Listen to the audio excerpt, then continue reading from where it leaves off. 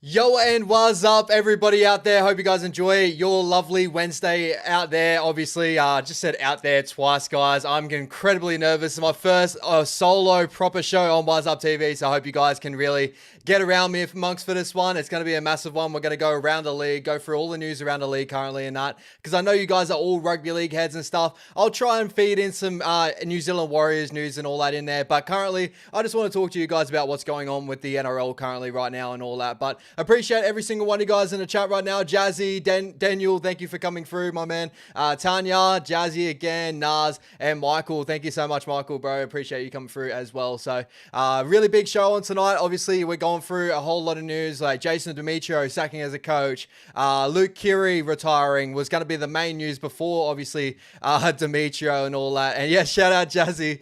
Please do not block Tans.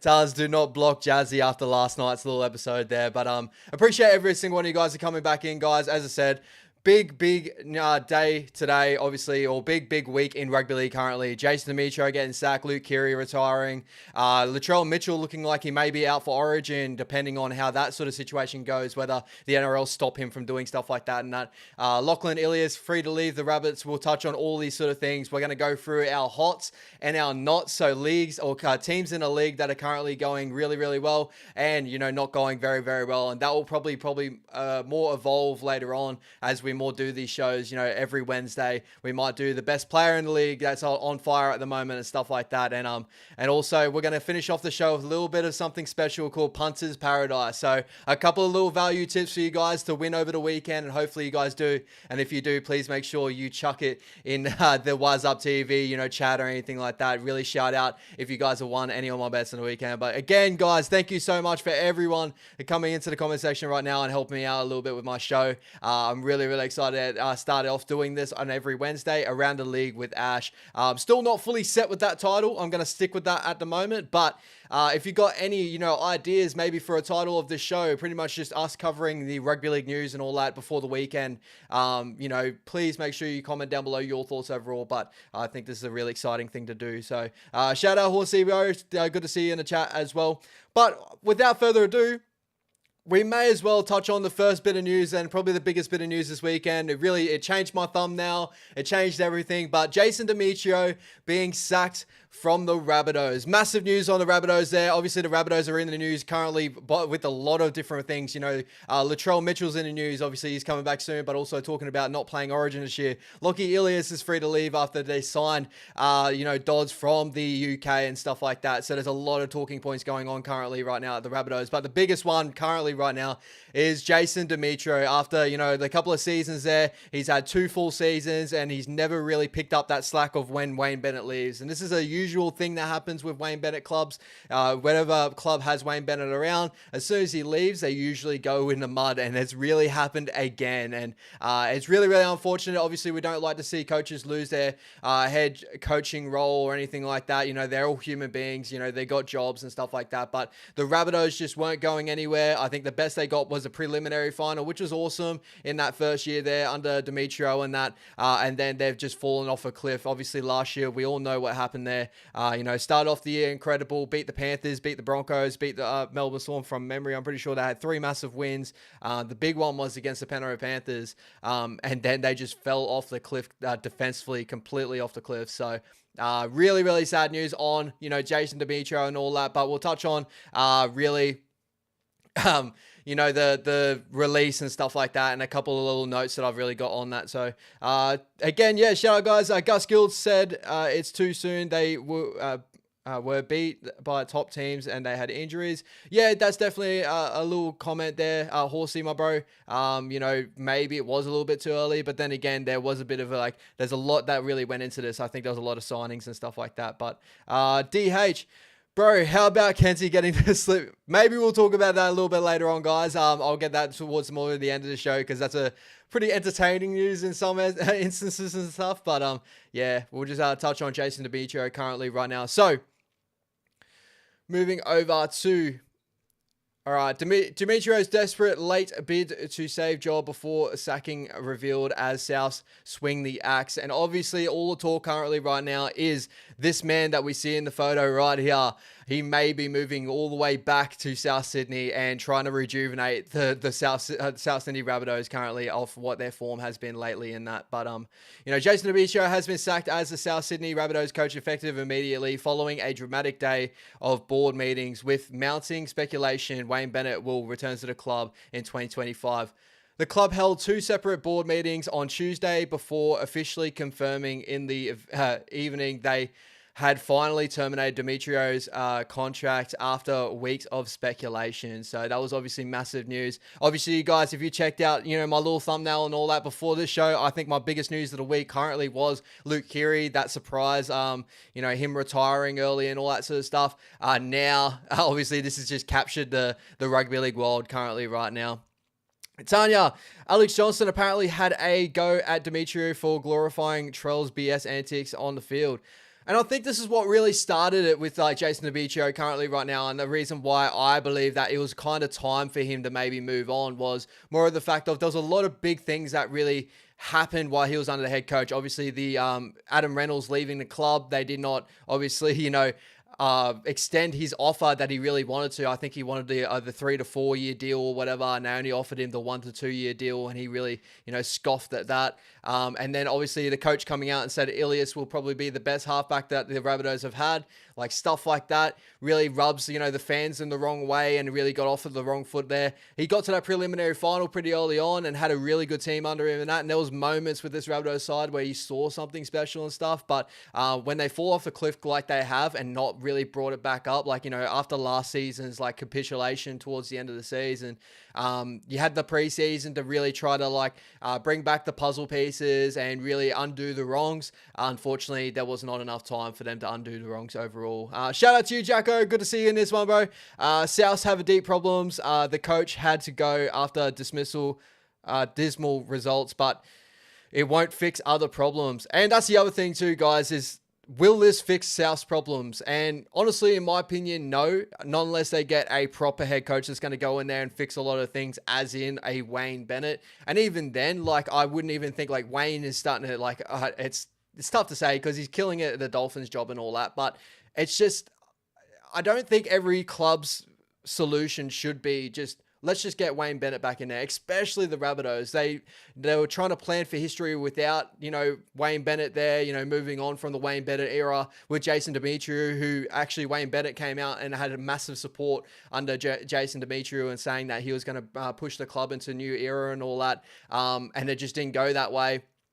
It should not be like a little safety blanket to be like, no, we'll get Wayne Bennett back a little bit later on. The Rabbitohs need to move on from this and they need to fix up everything upstairs. And, a lot of things of a lot of rumors coming out. Obviously, Sammy Burgess last year was calling out that some players had the upper hand over the coaching staff and stuff, and really got away with certain things. And a lot of those situations coming through. You have players there that are really hard workers and stuff, but also you got the ones that you see on the football field. And I don't want to name names. You guys will all know exactly who we're talking about. But at times they look completely disinterested, and a lot of that does come down to maybe the coach is giving them a free pass and not really holding them accountable for a lot of their performances. And it's really sad because we'll go through more news. Obviously, Lockie Ilias moving on from the club, or looking like he may move on from the club as well. Like, this is a complete shutdown from all areas here.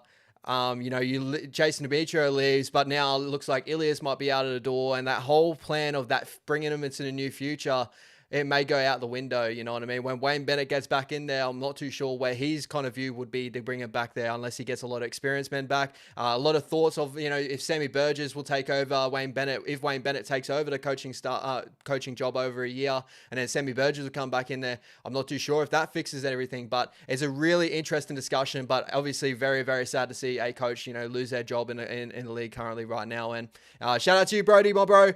Hate seeing coaches sacked as if they're the ones out there missing tackles. And that's another big thing, man. Like, the coach can do so much. He can give you the pep talk. He can get him out there and really give him a game plan and that. But it's really up to the players also to do on top of that. And I feel like a lot of players in that, development or in that system right now have been very much underperforming in moments and haven't had a rocket given up them. So it could be on the coach as well. Obviously, he needs to be there, hold them in a line and stuff like that. But a lot of your players are on a big money and have a lot of sway within the club.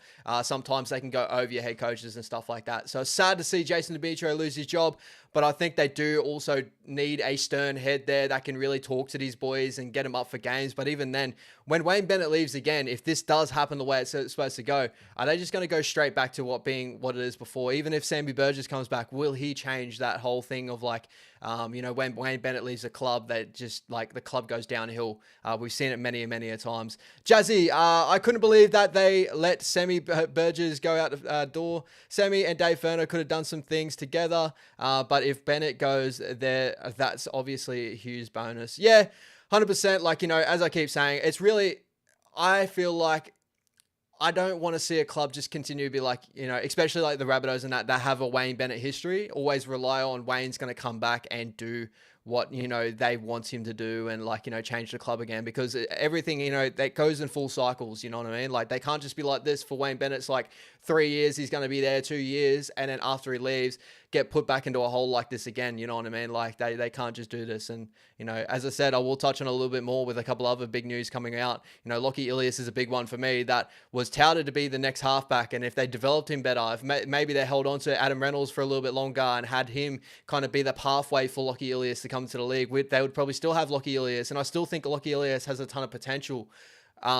But he's been caught in this crossfire as well. And there's a lot of things that have really surfaced with this whole news and what's going on with the Rabbits currently right now. But Jacko Bennett is practically a done deal. Even the signing of a Pom half has his fingerprints all over it. Yeah, 100% do agree there. Dogs reported to be interested in Ilias. This is another thing I do want to touch on, guys, is there is a couple of clubs that I have in mind. So we may as well move on to the news that Lockie Ilias has been told he's free to leave. So what clubs do you really think out there, guys, that would really deal with would do wonders with a Lockie Ilias currently right now? For me, I got a couple of clubs that are on my mind at the moment.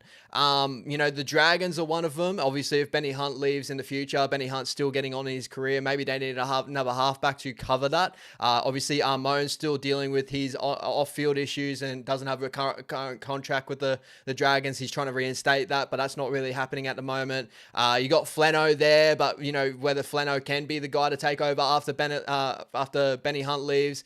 You know what I mean? The Dragons could maybe use a half that comes in later on. The Doggies could definitely, maybe build another young half here, but the Doggies also have a really good half in their system right now. Woods looks really, really, really promising. So maybe they're just going to put a lot of time into him and then wait for him to come through, because Ilias has now been burnt by the first grade sort of look. And that's another thing too, is when NRL teams put these young kids to the sword and put them in there, and really people start picking out their flaws and start to find out, things that are negative, not understanding they're so young and they're not going to be incredible. Like, even the Nathan Clearys took time to get into the league and really flourish and stuff like that. Now he's got that little, he's a bit burnt from the whole thing of NRL. Like, is he going to go back up there? And then people are always going to have that stigma of like, well, he was shit at the Rabbits. Like, why would we want that halfback? You know what I mean? He's still got a ton of potential, but that's another thing of like, do the doggies want to touch that? Do the doggies want to have that stigma around them at halfback and stuff like that? Another one that I've been throwing up at the moment, the Raiders. Obviously, they're hunting for Sanders. They're trying to bring him over early from the Eels. The young halfback there that obviously played on the weekend against Manly. Good little halfback and all that, but maybe do the Raiders need more halves cover? Because we've seen recently, they've gone down with Fogarty. Now they don't have another halves cover. They're going to bring Sanders in whenever they bring him in, but maybe do they need an Ilias as well? Like, maybe it wouldn't hurt them to have a little bit more cover in that position overall. Maybe the Parramatta Eels. The Parramatta Eels could be a really interesting one. We've seen currently now, they're going through a massive downtick because of Mitchell Moses being out by injury. And seeing that, the halves cover they have currently right now of, Dejan Arce, and they've chucked Dejan Arce in there. They've chucked Taulagi in there, unfortunately, and he's still so young, and he's never been really, for me, a halfback. I've always seen him as a fullback every time I've seen him in development, and that it's really interesting to see, the Eels maybe need more half cover there. So Ilias could be on the play there. Or does he just go overseas and learn his trade and really, do what a Jackson Hastings has done and what Brodie Crofts is trying to do currently right now over in England, and build up his name over there and really learn the game without all the added pressure of the media and the cycle of the NRL, and come back a better, more complete player. Sort of exactly what I'm saying about the Jackson Hastings of the world and stuff like that. Coming back and understanding that he's a lot more mature now. Halfbacks usually, they come into their game around that late 20s to early 30s sort of molds. That's when they start to really dominate the game. We're seeing that obviously in our club currently with Sean Johnson. Like, I've always thought Shawnee's incredible and all that, but there's a strong argument out there that he's playing some of his best football in his later years. And, he had all the pressure growing up, as a young kid. People were pointing out his flaws left, right, and center in the NRL. People don't do that as much when they're over in the UK. They just play football and they learn the game. Maybe the UK would be a very good little option there for him. But shout out to you guys in the chat. The Tigers, Tanya, would be interesting. Obviously, they get Ilias next year. They got Latu Fainu right now. They got Bud Sullivan. They got that young kid, Galvin. He's incredible at the moment as well. Got a lot of hype around him right now. So maybe they don't need a half right now, but could maybe have some stocks there to really, have that halves cover, I guess. But yeah. Naz Williams, Hull. Yeah, UK seems to be a good one. I really do, as I said before, it would be really good to see him maybe develop his game in the UK. I think that really helps a lot of younger halves going over there. DH, think Christian Wolf had a bit to do with the POM signing. Word on street, Ilias to the Eels. Ilias to the Eels, yeah. As I said, that would be an interesting play, because the Eels, obviously, we're seeing that recently. They've been hurt with halves cover currently. Sanders is going to be out the door. They need a young half coming up through, and maybe Ilias is perfect for that. But again, is this good for Ilias too? At the moment, while talking about it, I look like the UK would be preferable to him as a young halfback and learn his game over there, learn his craft over there, and then come back into the hard edge, the media edge of the NRL media and all that sort of stuff. So that's an interesting one as well. Brody Blake. For Ilias, Titans, Raiders, Cowboys, Knights. Knights are an interesting one. Do they want to go through that halves merry-go-round again? Obviously, Cogger has been in and out now. Whether, there's a lot of talk, maybe Cogger, like that. I've heard a little bit of chat. Maybe Cogger back to the Panthers. And then where does that leave, the Newcastle Knights and stuff like that? The Titans is an interesting one. Obviously, if Foreign moves on, maybe they need a little bit more of a halves cover there. But again, they've been burnt by, that whole cycle at the moment at the Titans with these young halves trying to come through. They've had all the pressure in the world. Maybe he could be a little bit better than those boys over there as well. But maybe he'll also be that poison chalice of the Ash Taylor mold and stuff like that. As soon as he gets put in that 7 jersey, they're going to expect the world out of him. And he's still a young half halfback that is still learning his craft. And if he, loses a couple of games, that stigma is going to get even worse of the Rabbitohs, Lockie Ilias. But, I like those sort of looks as well. The Raiders, Cowboys, the Cowboys have got a couple of junior halves that are coming up through now, and Jake Clifford's still playing some good footy apparently in Q Cup. So it could be interesting there. But a lot of good teams there, guys. I think the Raiders is a really interesting one. They could be a really good one there. Mava, sad to Ilias, man. A bloke took so much for that team and they pushed him out. Yeah. Pretty sad to see there. Straight swap for the Pommy half. DH. Yeah, you could definitely do a straight swap over there. It'd be really interesting to see how this St. Helens halfback goes. I think he's a good half and all that, but, it's still one of those yet to be seen over in the NRL. It's a completely different game. Like, NRL Aussie halfback that go over to UK, obviously they've built around their system. They go to UK and that's more confidence building over there where, a kid that's come from the UK, been built by UK systems and stuff like that will play a little bit different. And we've seen some, get over the line and look really, really nice in that. But we've also seen some, become busts. Like, Sammy Tompkins wasn't a half, but there was a lot of talk of him being in the UK and coming over to the Warriors. And we've seen how that went. So this one's a wait and see whether this is the right way to go about it. But, if he's got Wayne Bennett over the top of him, I'm sure he's probably going to be okay overall. Horsey, is Brad Arthur next on the chopping block, you reckon? Interesting. Very interesting. I think it sucks because I feel like Brad Arthur's done so much for the Parramatta Eels to get him to the position that they're in, because we do forget, when he took over the Parramatta Eels, they were a travesty of a club. Like, they were down bottom 4, pretty much every year. They weren't looking anywhere close to a premiership. As soon as he got him in there, he's developed some boys really well. I think the best thing about Brad Arthur is you've seen every player that he touches usually turns to gold in a way, like especially edge back rowers. Like Bryce Cartwright has never played the games of what he's had currently, like he has in the Eels. Like, he's got a hard edge to him now. He's been incredible. You got obviously just all the rejects that come to the Eels, he makes them a lot better. Clint Gutherson developed under, Brad Arthur, all these boys, Mitchell Moses was the unwanted one out of the Tigers, and look how he's flourished under Brad Arthur. But do they need another coach to get him over the edge? You know what I mean? Like, he's taken him to this point. Does another coach get him over the edge? There's a lot of talk like that over around sports and stuff. Like, does this coach can get him so far? Is there another coach out there to get him over the top? But if you're looking around the competition right now, there's a very much a big shortage of premiership type coaches in the competition right now. I would probably stick it out with Brad Arthur currently and see where things go until things really flatline. In my opinion, I think you just got to juice as much as you can out of that, because I don't think there's any coach in the league right now that can take over that Parramatta job and do any better currently right now that are out of contract or anything like that. Like, Ivan Cleary's locked up. Bennett is looking like he's going to go to the Rabbitohs. I wouldn't even say Kevin Walters is going to be a premiership winning coach at the moment, because he hasn't done that yet, but he's got to a grand final. Like, there's no young coaches going around at the moment. Trent Barrett's of the world, like we've seen that with the Doggies. Like, I'm not too sure really where everyone sits there, but yeah, very, very interesting overall.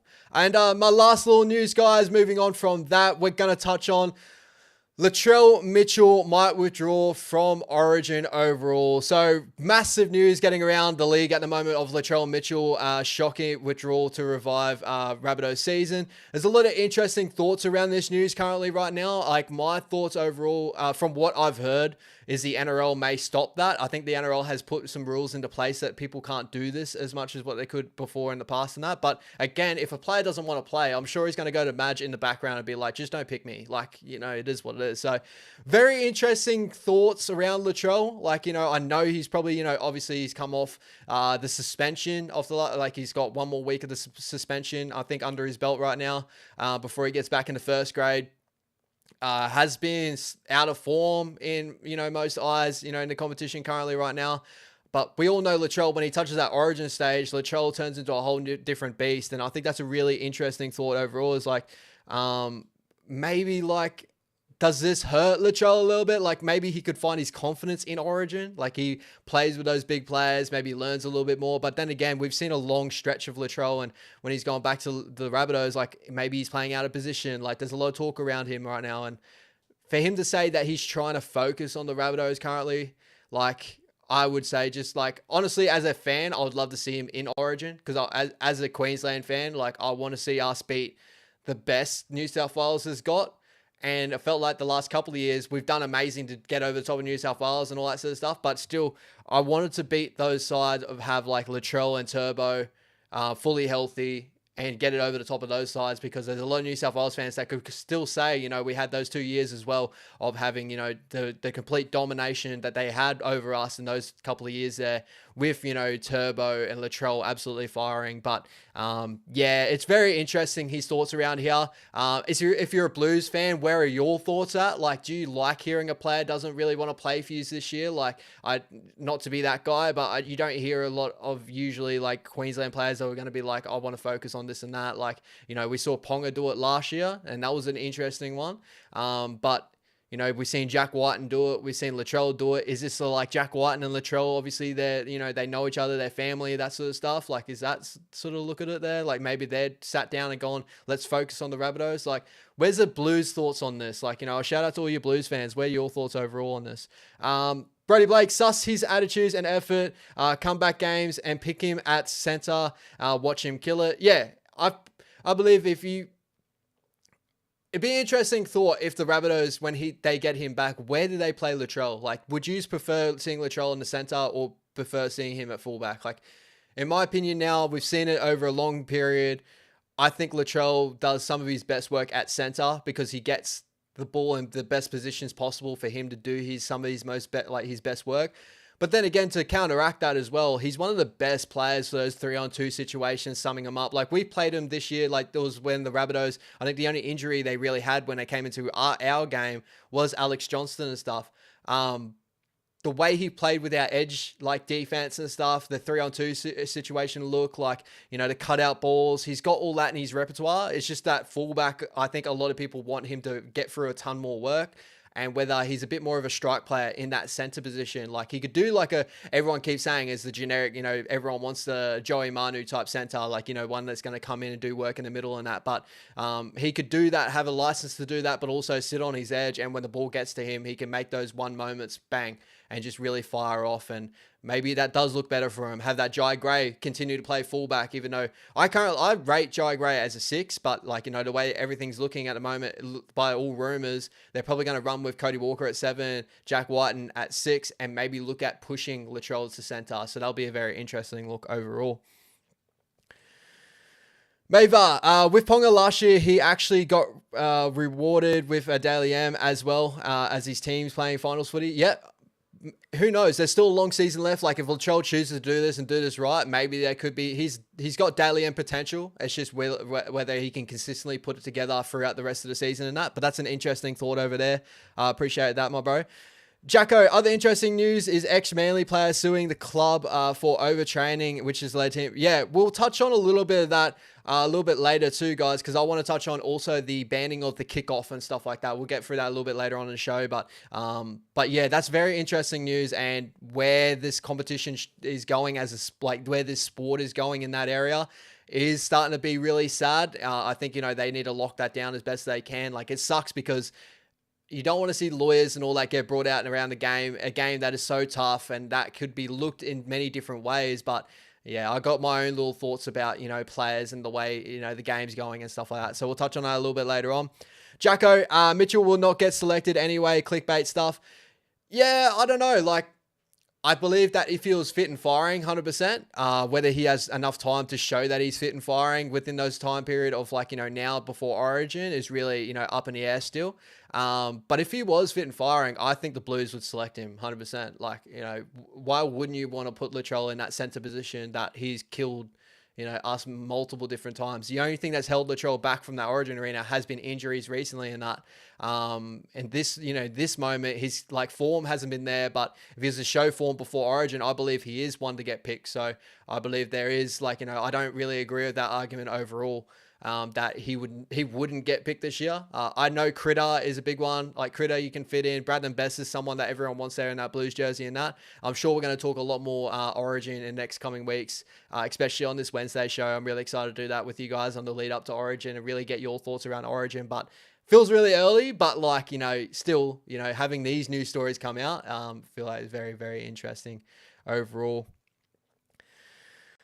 Jazzy, no LATRELL, thanks. Blues can do better and have enough centers to choose from up the... I cannot wait for Origin time, guys. I'm really, really excited. But also, guys, shout out to everyone that's viewing it currently right now. We got 20 viewers right now. Make sure you like and subscribe. Obviously, a very brand new show and all that. I would love to see feedback as well after the show.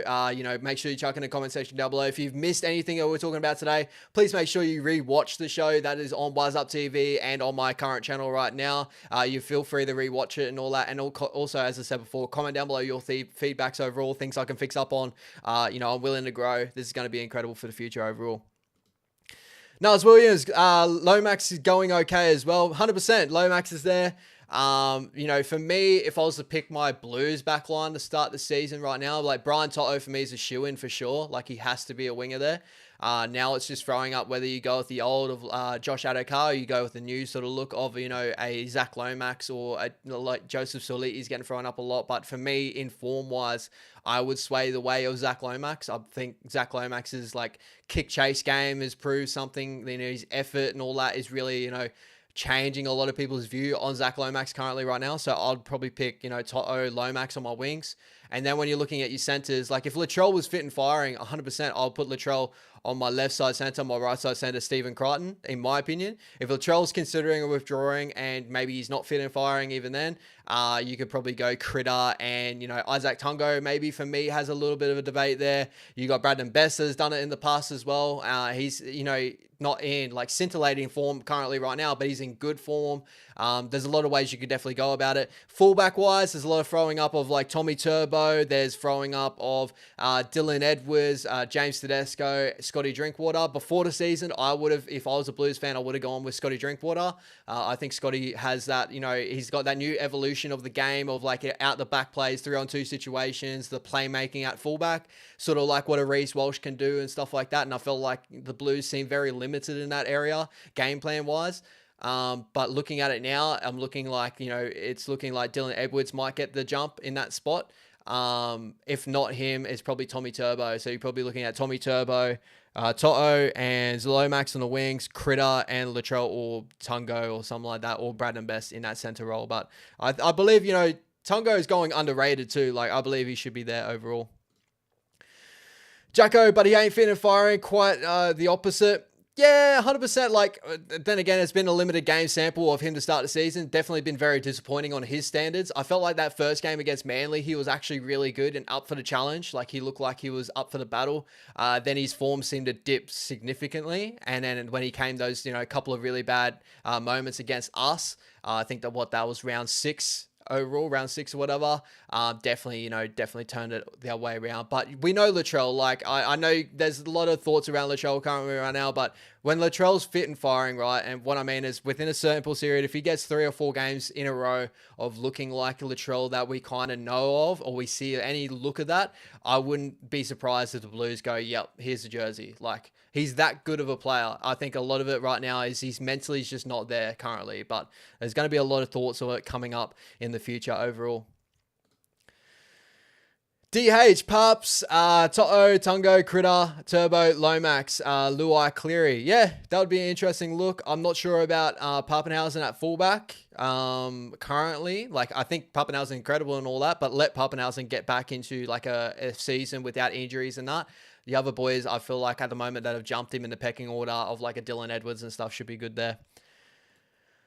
Gus Harris, good to see you, my man. What up, Ash? What up, good humans? You're a man. You're the man, bro. Appreciate you coming through. All right, so moving on. Enough with some RABBITOHS chat, guys. I know there was a lot of RABBITOHS chats going on there, but, and Origin chat. That was incredible. I really did enjoy that. But Luke Keary announcing his retirement. What's your thoughts overall, guys, on Luke Keary retiring? Obviously, a 3-time premiership winner, Clive Churchill medalist, back at the RABBITOHS. He's been incredible, to start his career. came to the Roosters, continued on his form and that. Lately, head knocks, injuries, dips in form have definitely hampered his game, especially, trying to find a combination with Sammy Walker and that. Maybe this was the perfect time for Luke Keary to move on. It's still sad to see because he definitely still has a ton of potential, or he still has a ton of potential around the game and that, getting up there in age and stuff, but still, I believe he has a lot still to offer. One of the best short side players I've seen in the competition. He's always good for a good short side raid, sort of like a Nico Hines type mold and that. Plays off the cuff really well. I think that's the one thing that didn't really work with the Roosters team currently right now, but definitely really sad to see the man, the myth, the legend of Luke Keary, leaving rugby league. So great career overall, Luke Keary. Shout out to you, my man. What's your thoughts, guys, overall on Luke Keary? What's your thoughts on his news? I think it's really, really sad to see overall, Luke Keary announcing his retirement. It's probably, a lot of talk around maybe due to his concussions history and stuff like that.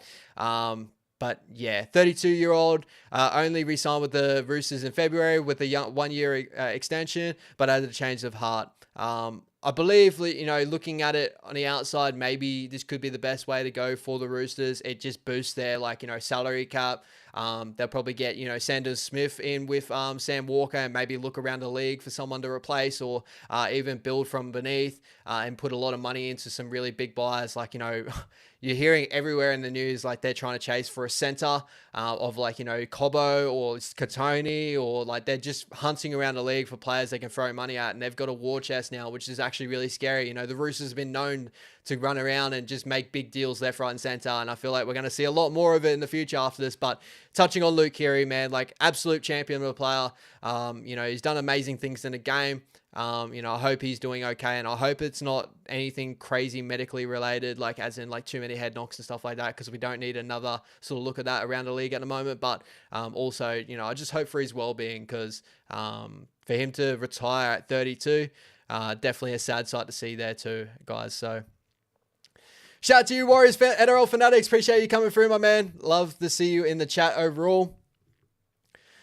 Bryce Greaves, the more interesting news about Keary is who replaces him. They have a ton of money to throw at someone. Who would they target? Hunts? Yeah, they could target Benny Hunt. From all what rumors I've heard about Benny, he's actually wanted to go back to Queensland, but now he seems like he's settled around the Dragons at the moment, so that's pretty interesting.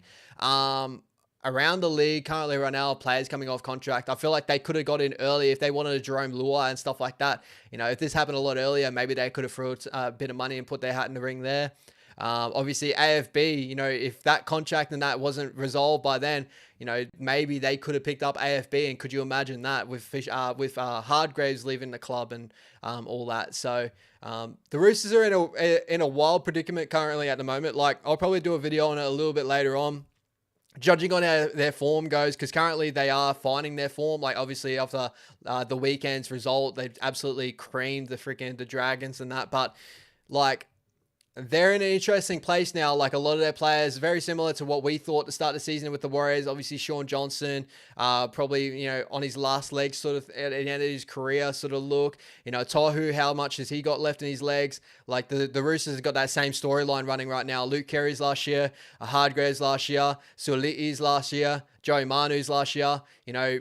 Whether Tedesco may look to move on later on in the future and all that, maybe this is the last year they can get it done. And that sometimes can push a team over the edge, and that's definitely a storyline the Roosters could be playing with to push into the finals. But as in replacements, bro, honestly, I wouldn't have a clue on the top of my head. Jazzy, 3 mil brain paper bag space, 100%. We know about the Roosters, man. They know how to get it done.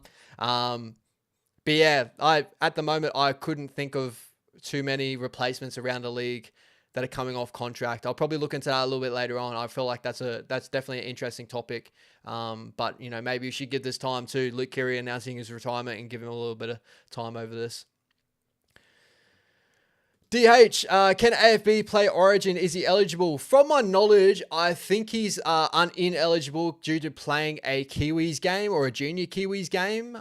Don't hold me on that. I could be wrong overall, but I think from memory, he's had to not be. I think he can't able to play for the Blues due to that. In my head, I think that's the way everything going. But yeah, yep. Warriors Fan TV. Help wahsup TV get to 1K subs. We're so close, guys. We are so close. So please, if you enjoy the content, like and subscribe. And also, shout out to your friends. Share to your friends if they enjoy rugby league and that come through overall. Bryce Greaves. Volkman might go back to the Roosters. That's an interesting thought. Volkman was loved by the Roosters before, obviously we pinched him over. He obviously couldn't get over the top of KEARY and Sam Walker. Now's his opportunity. I think they'll sit on Sandon Smith at the moment because their combination with Sammy Walker has been pretty good. But if obviously they want to get to that premiership level, like whether they can do that with the, Sandon Smith and obviously Walker combination, I'm not too sure. But yeah, that could be an interesting thought. Like maybe they do want to bring Volkman back home. Chanel at 6. That's an interesting one. Zach Kemp, obviously do not want that to happen overall, but they could definitely put their hat in the ring for that. It's good to see we've locked up someone like Luke Metcalf. I know he's on injury at the moment, but locking him up for a couple of seasons there, I'm sure the Roosters, if they saw his last season, if we didn't get that done, they would have put their hat into that ring as best they could. Like, the explosiveness and what they could do with a player like that would be incredible. But honestly, I do believe that they'll be hunting for a big boy to replace Hargreaves and to pair up with that big forward pack that they still currently have.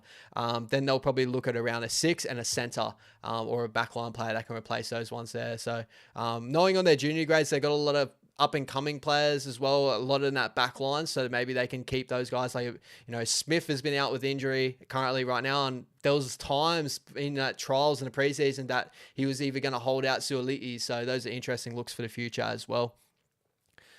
But yeah, guys, we'll move on anyway. And my last little news story I want to talk to you guys about, obviously, is Sunia Turuva signing with the Tigers. So, Sunia Turuva, massive deal, obviously, with the West Tigers right now. 3-year deal from all rumors around at the moment is $430K per season. I saw that, I'm pretty sure, on Channel 9. So, I think it was a $1.3 million contract over 3 years. So, that's $430K per season, which is a decent amount of money for whether he's going to play a wing, a center look, or anything like that at the Tigers, or even a fullback look. But, they got Dream Buller there at the moment. But really interesting signing. I feel like a good signing. Obviously joins his teammate Jerome Luai away from the Panthers, going to the West Tigers. The West Tigers are really building something special at the moment. Well, trying to build something special at their club with Benji at the helm, signing all these big players and that, and looking at their roster is starting to round out really nicely. I feel like it's a really, really good overall team that they can build on and all that sort of stuff. Gus Harris, huge congrats, brother. Officially hit the 1,000 subs. You've earned it, legend. Keep grinding. Thank you so much, Gussie, my man. Thank you so much. Tanya, very clever move right there. Luai and Turuva, very clever. And if you look at the complete league at the moment, like, we've just got, Fisher Harris from the Panthers. Tigers have got Turuva and, Jerome Luai from the Panthers. Like, the Panthers are going to be another season where they lose a ton of players, and whether they can go back up at the top of the competition. I'm sure their system will get them back up there again, but these are massive, massive players that are losing currently. And in my opinion, like, Sunia Turuva, when I first saw him, I was like, man, he could be their future fullback if, Edwards ever goes down and anything like that. Hasn't really turned out that way. He's been more of a winger, and he does amazing work out of the back end there, but I still believe his skill set is suitable to a really good fullback. The Tigers, for me, won't look him at a fullback because they got Dream Buller there.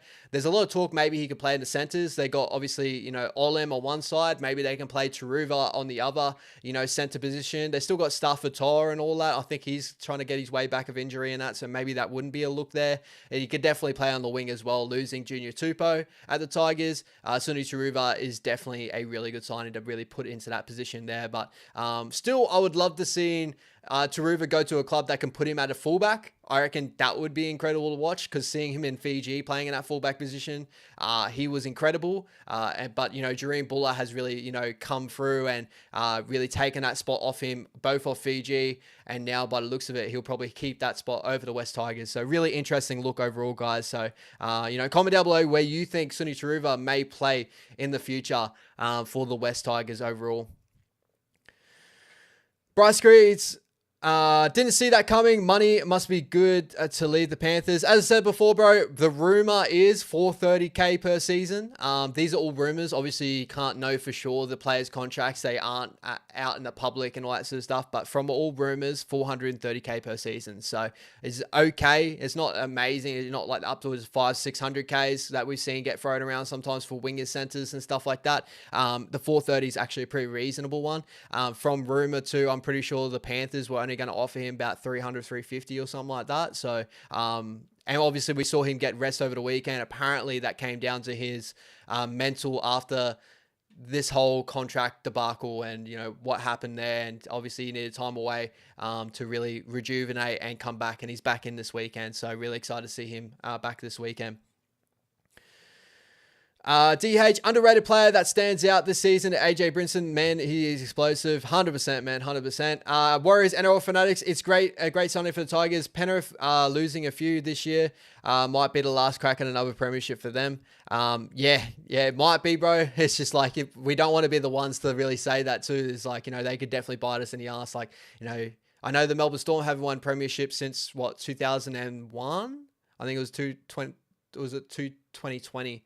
It was 2021 or 2020 where Cam Smith and that ended of the year. But, you know, we've always said, you know, the Melbourne Storm probably fall off without those guys, but they're still holding around that top 4 sort of race. And knowing the systems of Penrith, they'll find someone and they'll put someone in there. They've got a lot of great talent, like the McLean brothers that are there at the moment. Amazing, talented players. Like, they've got cover for Suni Taruva, in my opinion. But the one big one for them is obviously Fisher Harris. And now when you got Penrith that have got, now they've opened up a war chest, apparently, from rumors as well. They could be hunting for a big fish there up front. So we got our big fish, but, you know, they will be hunting for their own big fish to get back on that one. Shout out to Levon that is in the chat. Thank you so much for coming through, my bro. Let's get those likes up, people, for Ash's debut on Around the League with Ash. Appreciate you, brother. Appreciate you. Shout out to everyone in viewing currently right now. We got 31 viewers and it's slowly climbing. So thank you so much, guys. Make sure if you enjoy the content, you'd like to subscribe as usual. We will be doing this weekly every Wednesday. We'll talk about all the news around the league and get your thoughts overall, because I know Warriors fans aren't just Warriors fans. We are league heads and we love rugby league. So I thought this would be a great show for you guys as well. And I'm still not, as I said before, I'm not fully locked down to Around the League with Ash. So if you got any other ideas of maybe some names and stuff, guys, chuck it in there as well. I feel like, you know, we could have some real fun with this show. We can definitely name it a couple of different things, but at the moment, Around the League with Ash, I think it has a nice ring to it. So we're going to stick with that for now. But yeah, really, really excited to continue doing this with you guys in the future. All right, lastly, talking about the whole thing around kickoffs, the NRL looking at banning kickoffs, or the journalists bringing up the thought of kickoffs getting removed out of the game. And honestly, this is going to be a little bit of a rant, guys, and I don't know if you guys will be feeling the same in the comment section, but feel free to put in your opinion in the comment section down below. Overall, like, my opinion overall is, how far are we going to really take this? Like, how far, you know, we're going to take away the kickoffs.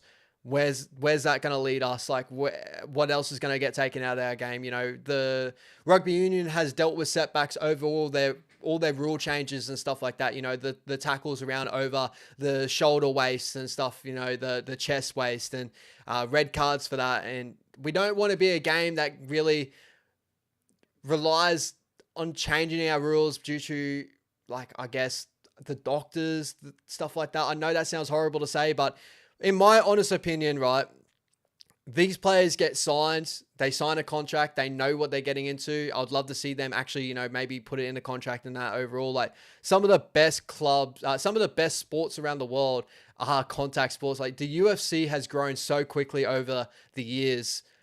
And you look at that, like, concussion-wise, it does obviously look good. Like, it's a medieval type sport and that, but it's some of the highest, like, some of the best athletes get into that competition and do amazing, and it's a spectacle.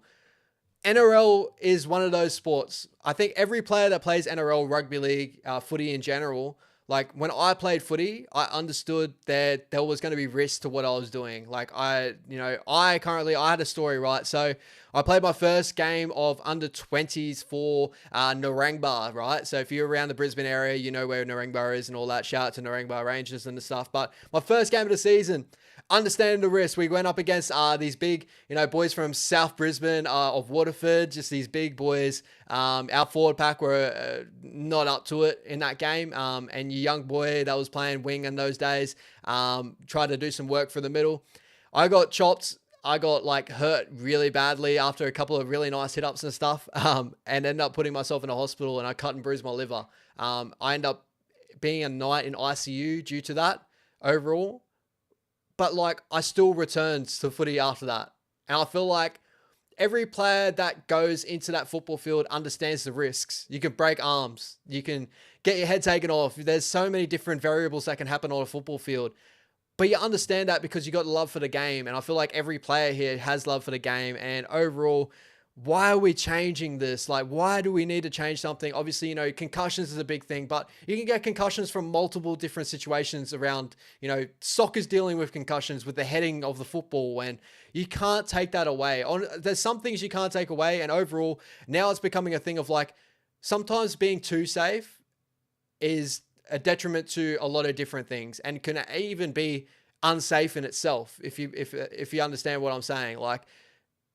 A player learning how to hit up from a kickoff and adapting to what can be thrown at him from a kickoff and stuff like that. And even the players have a choice. They have a choice whether they want to run hard and get taken out at the kickoff, or, you know what I mean? You could easily do a 3 or 4 pass shift teams do later on in the game trying to chase points. You don't have to be the player to run off the back fence. But I think every player, every front rower wants to do that. When they get on the football field, I feel like every front rower is pumped up and be like, I'm going to be the one to take that first hit up. I'm going to be the strongest one. I'm going to do that.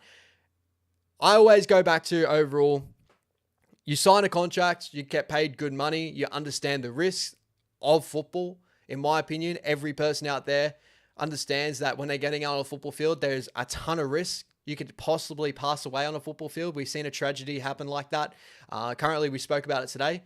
I won't really bring up the whole situation in that, but there was a passing away, a couple of years back, happened, around the area and stuff. And it was a big thing that happened, but a lot of people understand the risks of football, and it's the same thing with everything in life. People understand the risks of driving, and it doesn't stop people shying away from racing cars and, doing that as a sport, or, boxing or MMA. People understand the risks of that, but they love to do it because that's what makes them them. And I think we need to understand as human beings, sometimes, when we try to stop people from doing everything we want them to do, we take away what that person wants to live out their life as a chapter, their storybook of their life. When they finish with their life, will they sit there and say, I wanted to be the best football player. I did the best there. James Graham, off the back fence multiple times a game, getting hit hard.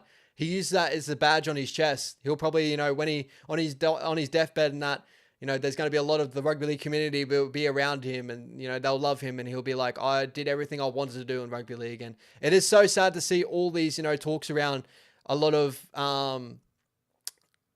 the lawyers coming into the game, and, players like that Jackson Toppiner situation, and now with the Manly players situation. I cannot remember his name off the top of my head, but that situation is so sad to see, because that's going to set a precedent for all players that are going to get disgruntled in a team-based sport or in a team-based situation with contracts and stuff like that, to use lawyers. And it can definitely break the league. It can break the sport in general. I don't want to see that. Everyone that's in this chat currently right now loves rugby league, and they've either played rugby league or love rugby league for a reason.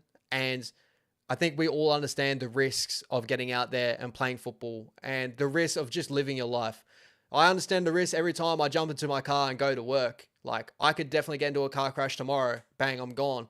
And there goes everything in me. I know that's a crazy way to think of it in a way, but on a football field, you sign a contract, you get paid, Suni Chiruva, $430K per season. He understands the risks and rewards to that, but he gets paid pretty handsomely for what he does on a football field as well. And I think that needs to be taken into account as well overall. But yeah, don't take away the overall part of the sport that makes the sport so special. If MMA took away like head kicks, they took away like grappling, they took away like punching to the head, and it's just punching to the body and that, like, would you guys still watch MMA? I really don't think so. And like, you're just taking away for such a big part of what makes the sport special, in my opinion. I know that sounds so medieval to some people, but like, this is a game we grew up and we enjoyed and we loved. Like, we grew up, a lot of people grew up and watched the 60s, 70s, 80s, 90s version of this like rugby league. And we've come so far past that to where it doesn't look like gladiators out there just swinging elbows and doing whatever they can in the ruck. We've come so far to where we're looking at like a professional sport. We look like one of the most professional sports in the world. Like, how far do you want to take it? Like, do we want to play touch football now? Like, that's the whole thing. It's like, I know that's a very extreme way to look at it, but like, as you take away the kickoff, what's next? Like, you're not going to eliminate concussions out of the game just because of a kickoff. Like, a lot of concussions for me that I've seen in the league, and it's my whole thing around to like the high tackle situation and stuff, is players actually trying proper tackle tech and getting their head caught in the wrong places due to the 10-meter advantage of a front rower that's got to run on 10 meters of the ball, and they can change direction last minute. Adam Blake is one of the best for it. Looks straight on, can bink like a Roger Tuivasa-Sheck, but 130 kilos. They can bounce in. If a player's got their head down in the wrong place at the wrong time, they can get knocked out like that too. Like, are you just going to take away tackles out of the game now? You know what I mean? Like, there's more that can come from this. But overall, concussion's a serious thing, and I understand that. But I think the overall thing is like the love of the game. Like, people play it because they enjoy it and they understand the concussions, they understand everything like that, but they're willing to tick that off and say, well, I did something that I enjoyed and I loved in my life. And when they're like, as I keep saying, when they're in their last, over their older years, they can tell their children, like, I was that guy. I was, James Graham running off the back fence, running into Sam Burgess. I was Sam Burgess that broke my cheekbone in the grand final, and, still playing for the full, game. And those stories, like, that's what rugby league is. Like, unfortunately, is like, it is a gladiatorial sport in many people's eyes, but like, it's definitely not what it used to be. But like, where do you really want to see this game get to? And that's my honest opinion overall. And I think it's really sad to see the lawyers, doctors really take over the sport, because honestly, a doctor they'll go with obviously what they want to do is try to take out a lot of concussions out of the game. But if you want to listen to every doctor, we're going to have no game anymore. And there's a similar argument of like, Wayne Bennett says it in the Dolphins documentary as well. And it's the way, I'm a fan, as we all are, but he had a good thought of, and you could do the same thing too, is like, you listen to the fans, you end up sitting with them as a coach. And, I think that's a very strong thing to say for Wayne Bennett, but being such a successful coach, he understands that, that's this overall. For me, it's the same sort of thing. You listen to a doctor, like, we're not going to have a game anymore. Like, you're going to be sitting in the bleachers watching something completely different, if that makes sense to you guys. So yeah, overall, just my thoughts is every player that gets paid over, decent money, they sign a contract, they understand the risks and the rewards to football. And I think they all love rugby league for what it is currently right now. And I think we've done everything we can at the moment to eliminate a lot of the bad looks in the game. Like, we can't elbow people in the head anymore. We can't do all that. Like, it's not MMA plus with a ball. Like, it's not that anymore. We're structured now. Like, it's professional now. Like, we've come so far away from that. The kickoff thing, Bulldog Richie and all that, it keeps going on NRL 360 and saying that, like, man, like, overall, you take that out of the game. It's like every rule change that comes into the game, it slowly dilutes the product that we've got out there.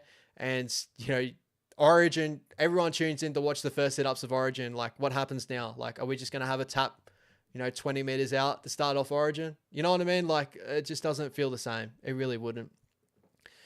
But yeah, love all your thoughts in the chat, guys. Sorry I couldn't jump over with yous, but just my little bit of a rant. I know I can go around in circles and times and stuff, but hopefully you guys can piece up what I'm trying to say there and really, use it to your advantage, or, have that as viable information overall. But really sad to see that currently at the moment overall. So moving on to a whole new segment, guys. We're going to go with who's hot and who's not around rugby league currently right now, before we go into my new little topic, Punters Paradise. So first of all, we're going to go through who's hot right now.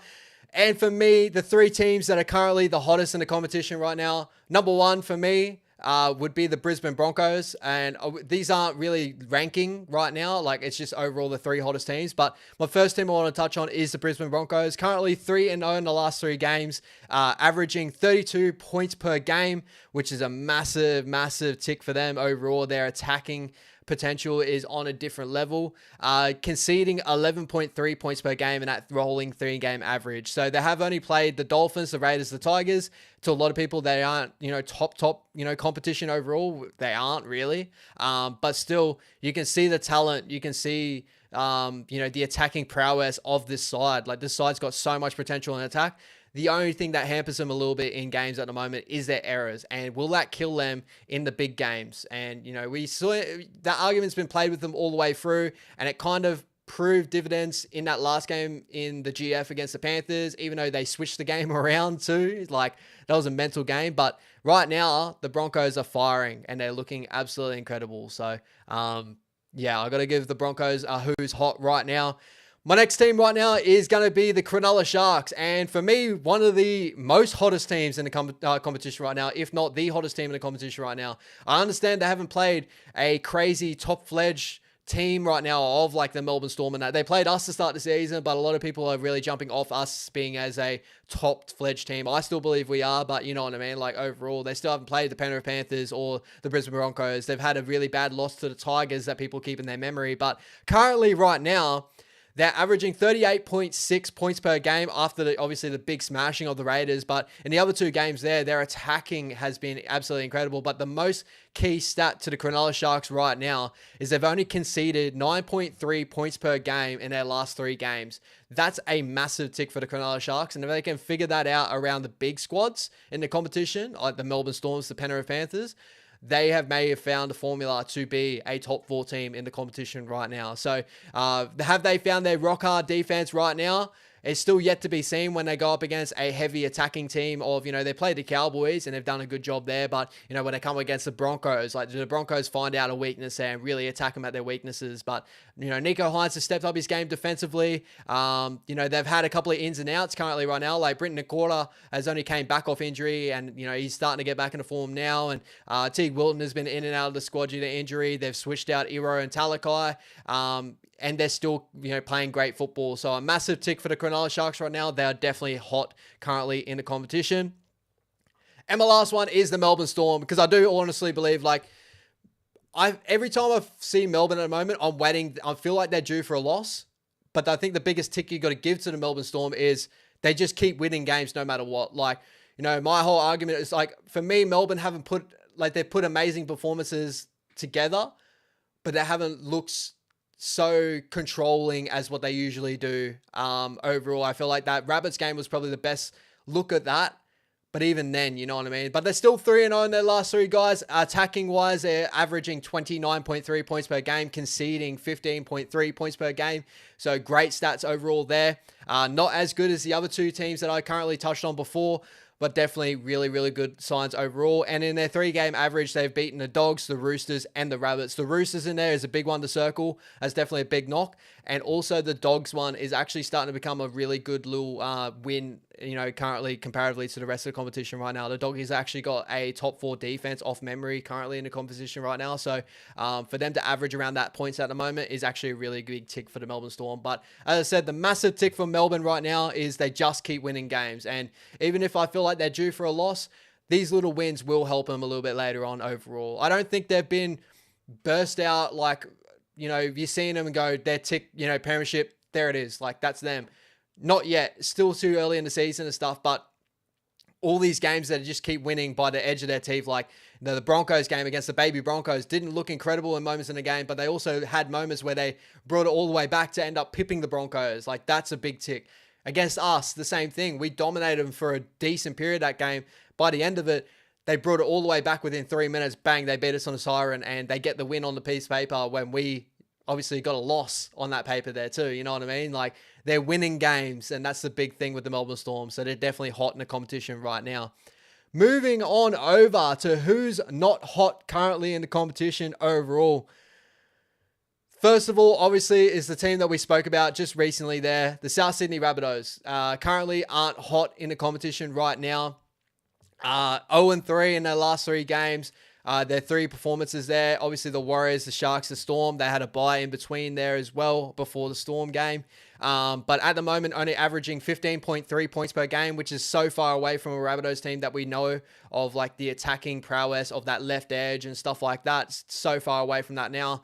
And conceding 40.6 points per game, which is the worst in the league currently right now. And that is a major cross against the South Sydney Rabbitohs right now. So if they want to change their season around, even when LATRELL gets back into that lineup, defense is where they need to start turning this game around. Their attack's not been going that great, but we all know the attacking talent that the Rabbitohs have. They need to change that defense, because 40.6, guys, that is a mental stat overall. And what doesn't help them right now, they've just sacked their coach. I've seen a little stat on, shout out to Random Stats Guy, amazing content. If you guys, all you guys know about him, surely, and that. But I think every team that has sacked a coach has a 32% win percentage the next week after. So the whole view of like the new coach bounce and all that sort of stuff isn't really as true as what people think it is. And, you know, with all the media circling around the South Sydney Rabbitohs right now, this could definitely get worse. For Rabbitohs fans, I hope it does get a little bit better.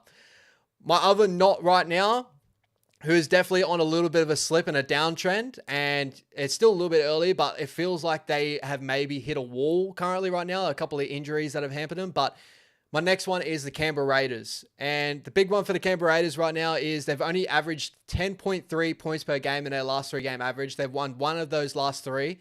And they're conceding 31.3 points per game. Their last win was actually against the Titans, in a win where, you know, a lot of people thought the Titans got, you know, dudded on a couple of calls, and the same either way with the Raiders and stuff. The Titans put them all the way to the brink. Obviously, we just lost to the Titans overall. The Titans were very desperate for a win. But to back up those games, they've had 2 top teams to go up against, and that's a big thing that holds me away from maybe putting them as a not right now. But those performances in those games have been very far away from what the normal Canberra Raiders are. Usually the Canberra Raiders can hold a team to a 1-12 contest, win or lose. Now they're starting to fluctuate to big 13+ losses and stuff with the Broncos and the Sharkies. So my question to everyone out there is, have they hit their wall already? We saw how, you know, depleted they were against the Sharkies, and the Sharkies were just belting them through the middle. And seeing the footage of, you know, Denny Levi trying to get his way back into the line, and that, like, those are worrying signs. Like, that is very, very worrying currently right now for the Canberra Raiders. My next not team in the competition is the Parramatta Eels. And I think a lot of you guys are throwing it up in the chat right now, but averaging, they've 1-2 of their last 3, guys. So they've got a win over the Cowboys, but lost to the Dolphins and Manly Sea Eagles. So the Dolphins one was a big one to circle around. That was a very disappointing loss for the Parramatta Eels. I would say they were quite competitive with the Manly Sea Eagles in that game, but also just found a way to lose that game. And that's a very sad thing to see with the Parramatta Eels currently right now. Not too bad attacking wise. They're around about where we're at with their 20.3 points per game, but conceding 32 points per game is a very bad X next to their mark at the moment. They need to turn their defense now. I know Moses seems to be the look of, like, Moses means the world to them currently. Like, they haven't won without Moses yet, other than obviously the Cowboys win and all that. But, like, you know, Moses seems to be a big piece that's falling out of that lineup. But Moses isn't the defensive piece. Like, they still need to defend as hard as they can, and they've really fallen away there overall. Gus Harris, no super chat, bro. No, it doesn't seem like there's any super chat that's popped up here. And if there was, I am so sorry, guys, that if I have missed it. But I hope in future, with the program that we're using, if Super Chat does pop up, it does pop up, and I will figure it out in future. So if that has popped up, guys, I'm so sorry. But yeah, appreciate you if you have. Yeah, I haven't seen it pop up at all. I'm really sorry if that has. My last not team, guys, and this is me being a realist and wanting to see our club turning our season around right now. But currently right now, I'm giving the Warriors as a not. At the moment, we are cold in our form, where 1 draw, 2 losses could easily have been 3 losses on the trot right now. Averaging 19.3 points per game, so around that 20 points per game average, which is not, for me, not too bad. But the conceding 26.3 points per game, falling off from our 1 point, we were at 15 points per game conceding. That is a major, major thing we need to fix up on. Defensively, we are falling dramatically, and we need to fix that up. Obviously, you know, as I said before, the Manly draw is a big one there, 22 all, but then we lost to the Dragons convincingly, and the Titans game, We were dominant for a big period of that game, but that middle part of the game, the Titans just ran over the top of us, ran 27 points in, and we cannot allow that to happen. So this is not like I love the Warriors. We all love the Warriors, but this is what we want to turn around. And, you know, I'd be lying to say if I didn't put him in here, like, you know, I got to be a realist. The Warriors right now aren't in form. Hopefully we can get back into form overall. Gus Harris, I just want to give you some chat, some cash, but there's no option for super chat. In the future, my bro, hopefully there will be an option for super chat. If you are currently on my channel, on Ash Thomas, maybe filter over to wahsup TV and they may have an option of that. I'm not searching for your money overall though, my brother. You keep your money in that. I appreciate you though, like you're incredible. But, you know, currently right now we're trying to build our skill set and stuff like that, and that will come in time and that. But I appreciate you, bro. Like, yeah, thank you so much. But yeah, if you go to wahsup TV, make sure you subscribe. You know, Levon and me are working really hard to make this channel amazing for all you guys, and I hope you guys have really been enjoying it. But yeah, overall guys, this is my who's hot, who's not. Who's hot right now? The Broncos, the Sharks, and the Melbourne Storm. I feel like they're the three most informed teams in the competition right now. And my nots currently right now are the Rabbitohs, the Raiders, the Eels, and unfortunately our Warriors. But our Warriors should hopefully turn us around this weekend, guys, and let's get excited for that. Let's get some positivity back in this chat overall. So again, guys, to finish off the show, probably the one part I'm really excited to do with you guys this year, week to week, is overall. See you there, Jazzy. I see you there. You're playing smart in this chat, man. But we're going to go to Punters Paradise, guys. Welcome to Punters Paradise. So in this one, I want to give you my tips for this weekend overall, and then also give you a couple of valuable bets that hopefully can get you some wins, and I'll be riding on to whatever betting platform you're on. If you do bet, if you don't bet, don't feel like you have to bet at all. This will help for your tipping comps as well and all that sort of jazz. So I will go through my tipping first, and then I'll go through my 2 value bets for this weekend, where I can find the best value as possible overall at all the games this weekend. So let's get through it. Shout out to everyone else in the chat right now. Rugby League History, good to see you in the chat right now, my bro.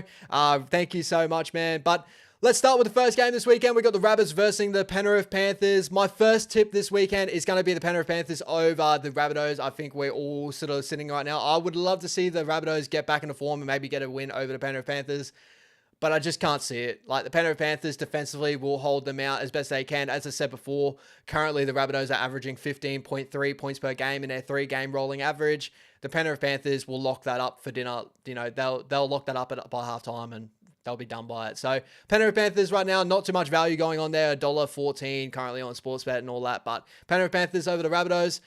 Next game on the Friday night, we got the Manly Seagulls and the Canberra Raiders. I'm going to go with...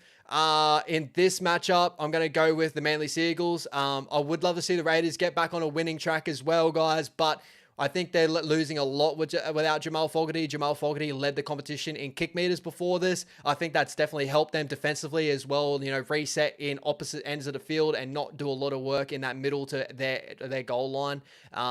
You know, the Manly Seagulls can attack from all different parts of the field, and the game plan now has been set out by the Sharkies, and the Manly Seagulls can attack with some of the best of them in the competition right now. So I'm going to tip the Manly Seagulls at home, 4 Pines Park. Yeah, that's a fortress there. So I'm really sorry, Canberra Raiders fans, but we're going Manly Seagulls. Next game, we got the Broncos versus the Roosters. I think this is going to be a really close game, but I'm going to sway the way of the Broncos in this matchup, more so the Suncorp Stadium advantage in that. The Broncos are a little bit more form, in my opinion, than the Roosters, obviously coming off a massive win last week, but the Broncos have been, you know, one of the better teams in the competition consistently for, like, you know, to start the season, where the Roosters have been very hot and cold. This is really up to Sammy Walker in that to really double up his performance from last weekend and show that the Roosters are a more consistent team this year. But at the moment, going off of history, I'm going with the Brisbane Broncos there. Next up on Saturday, Super Saturday, to start Super Saturday, we got the Bulldogs and the West Tigers at a Core Stadium. I'm going to go the Bulldogs, but more so in a very tight contest. I could see this go multiple different ways. I could see the West Tigers being able to beat the Bulldogs, but currently right now, the Bulldogs defensively has held in there. But I think this is actually going to be a very, very close game. And we'll touch on that a little bit later on too with my betting lines and stuff like that. I think I got a little bit of value going on in this game currently right now, especially with the West Tigers at $3.30 overall. It wouldn't be hard to go away from just tipping them head to head, because I can see them doing that. But But currently right now, I feel like I've got to get on the doggies at the moment. They are turning a lot of their systems around. They're really loving their defensive football. And then they've got that attack on that left side of Gikau, Sherry, and, Adokar. It's one of the quickest edges in the competition, in my opinion, especially Bronson Sherry that gets outside of his center and really sums up that 2-on-1 look with Adokar so well at the moment. I see a lot of damage that could come out of that too if the West Tigers don't watch themselves. But I feel like this is actually going to be a very close game, so I'm thinking 1-12 here, but I'm going to sway the way of the doggies at a core. Next up, we got the Titans and the Melbourne Storm. Actually, I'll chuck this up on you guys. I'm sorry. But yeah, we got the Titans and the Melbourne Storm. I'm going to go the Melbourne Storm in this one. I would love to say the Titans, after beating us last week, will rejuvenate their form and make that whole thing look a lot better for us if they beat the Melbourne Storm. But currently right now, I don't see the Melbourne Storm losing to a team like the Titans. Next weekend, the Melbourne Storm, for me, if they get a nice win here, I feel like they are due for a loss. Like, they're roundabouts due for it. Whether it happens this weekend, it's still yet to be seen. If the Titans come out and play the way they played against us and defend well and complete at that 90% range is what they did against us, they have a chance against the Melbourne Storm. But I'm swaying away at Melbourne at the moment. I think Melbourne are good enough to get it over top of the Gold Coast Titans currently, so I don't see that happening at the moment. Next up on that Saturday, we got the Cowboys and the Dolphins. This matchup, I feel like it's going to be very, very close. Coming off the win last week of the Cowboys, I'm swaying the way of the Cowboys right now. I know the Dolphins have looked very, very good. I know they lost to the Knights last weekend, but they've been hit with injuries and they've really held in very strongly together as a unit with the Dolphins. They obviously got a really nice win over the Parramatta Eels as well, being down on troops and stuff like that. I just think the Cowboys will take a lot of what they did last week against the Penrith Panthers in that last little bit of the block where they nearly put it on the Penrith Panthers and won the game. And if they learn how to just stay strong as a defensive unit and do what they did against Penrith, they can get some points against the Dolphins. But I think there's going to be a 1-12 contest because the Dolphins won't let it happen too lightly in that. And I think the Cowboys at home is definitely the tip to go here. Next up on our Sunday, first game Sunday, guys, as we all know, we're going to go the Warriors versus the Newcastle Knights at Newcastle. I'm going to tip the Warriors. We're a Warriors channel, guys. We've got to support the boys. I do think there's going to be a 1-12 contest. I think it's going to be a tough game overall. Obviously, we are slightly out of form, as we touched on before. Newcastle Knights haven't been in crazy form either. They got a really nice win over the Dolphins. I wouldn't say really nice, but a win over the Dolphins without Ponga, which is very positive for them. We can hopefully really rain on their party and hopefully just put them at that up and down sort of range, because the Knights can be like this, very inconsistent. And without their key piece of Kalen Ponga, I still see, opportunities for us to really attack on them and not be really put on the back foot as much as what, I think it's going to be a close contest overall, but I think we can limit the Newcastle Knights to their points, especially without Ponga. So I'm going to tip the way of the Warriors in that one. And the last game to tip this weekend, we got the Sharkies versus the Dragons at PointsBet. In my honest opinion, guys, if this is at Wynn Stadium, I would have tipped the Dragons, because the Dragons are Wynn Stadium. The Sharkies are due for a loss. They've been on a bit of a roll lately, and just knowing the Sharkies, I know it's like what I said before, them being hot in that, and whether they can stay consistent and beat the bigger teams and stuff like that. I could see the Dragons being a team that can get over the top of them, but because of that PointsBet, Shark Park, the Sharkies, I can't go away from the Sharkies in this matchup, especially with the form they're coming in with. If they continue to play the football they've been playing the last couple of weeks, they played the exact same game they played against the Canberra Raiders. They can find some really good points, and this could actually be a very high-scoring matchup in the way of the Sharkies, in my opinion, if this doesn't go the way of the Dragons early. But I think Fleno will get the Dragons up for this matchup as well, as we've seen from the media in the weekend. But I'm tipping the Sharkies in that matchup. But I think what you all be waiting for, guys, here are my value bets out of this weekend to end off our show. I won't be obviously showing my bet slips, guys, because, that would be very silly in that. But my first value bet of this weekend is a bit more of a, I feel like a good value, but also a higher percentage sort of hit here.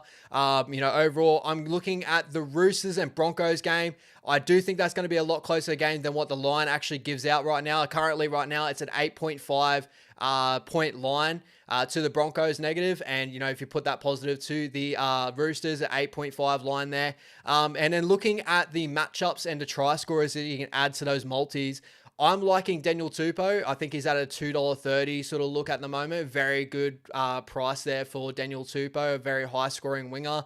But also, if you look at defensively, the Broncos actually concede 56% of their tries down that right edge of their defensively to the Roosters' left edge now with Daniel Tupou running on that left edge. So I see points there for him.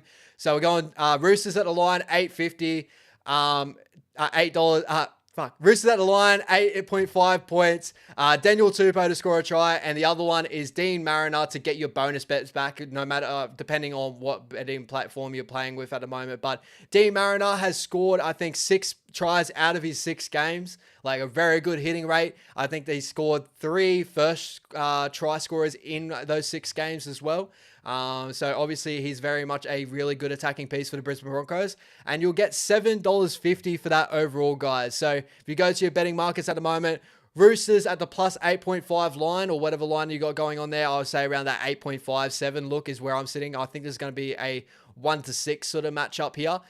Daniel Tupou and Dean Mariner will get you $7.50 on average, where I'm seeing around all the betting platforms currently at the moment. So that is my higher percentage look of what could happen this weekend. Hopefully that gives you some good chips. My next one is a very high value one. So we're looking at $37.50 that you get on this one if you get on this one, guys. So this game is, as I touched on before, a lot of value in this game in my opinion. The Tigers versus the Bulldogs. First of all, I think there's going to be a close game in general, as I touched on before.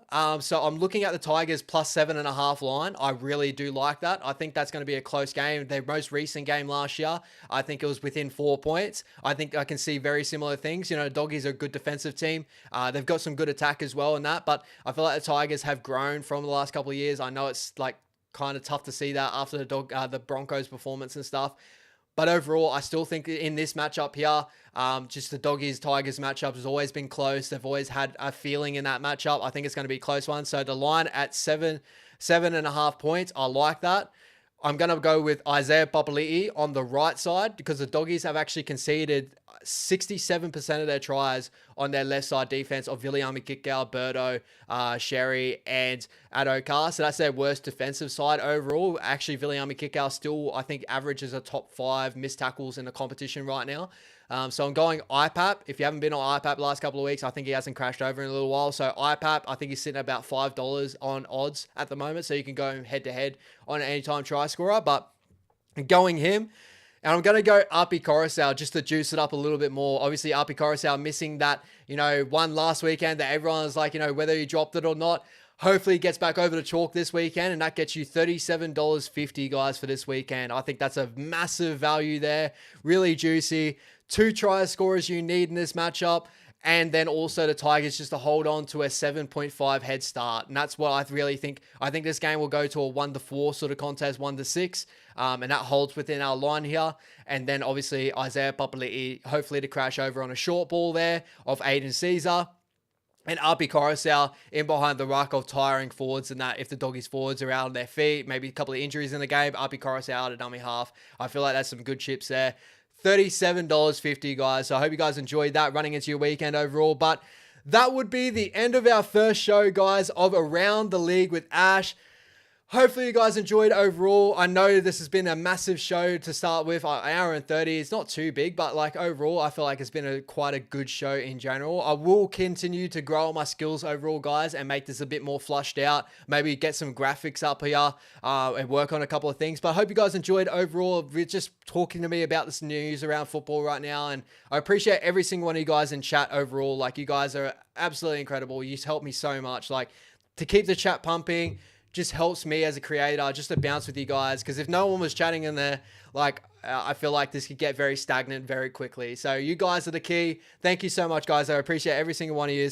If you missed out on any of the little topics today, obviously the start of the show, the middle of the show, the end of the show, Make sure you go rewatch it, guys. It will be back up on wahsup TV. Obviously, you know, YouTube allows us to rewatch our live streams and stuff like that. So go check that out. If you want to go all the way out to the end and continue to get those dot points on those Punters Paradise ticks there, you know, the Roosters multi there and the Tigers multi there, please get on those and let me know if you get up on them. I will be riding them with you guys. I've already chucked in my multis there this weekend. I see a lot of value there. So hopefully in the future we hit on a ton of these, and maybe, who knows, I could really flush out a little bit of a Punters Paradise that we all could really enjoy. So thank you so much, guys. Appreciate every single one of you guys again. Hope you guys enjoy the rest of your week. Obviously, you'll see me again on Sunday for our post-match show. Full credit to the boys. Me and Levon going through, hopefully, a win against the Newcastle Knights. But hope you guys have a great weekend for the rest of the week, guys. Appreciate every single one of you guys. And thank you so much. Up the Wahs, baby.